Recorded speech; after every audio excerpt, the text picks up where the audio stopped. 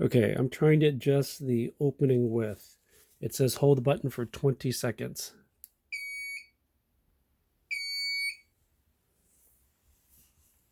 Until I hear 3 beeps. That's 2.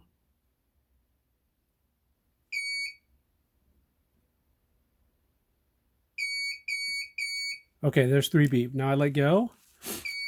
And then now I push the button to start it. And then I have to keep pushing it to open the width. So here we go. Push to open.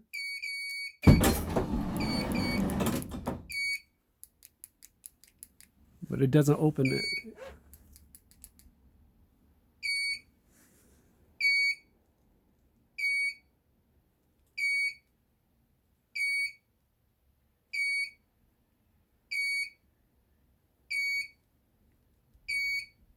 So to save it, I hold it until I hear 2 beeps.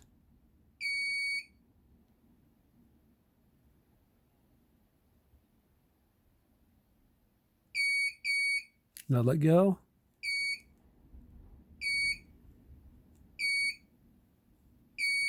No.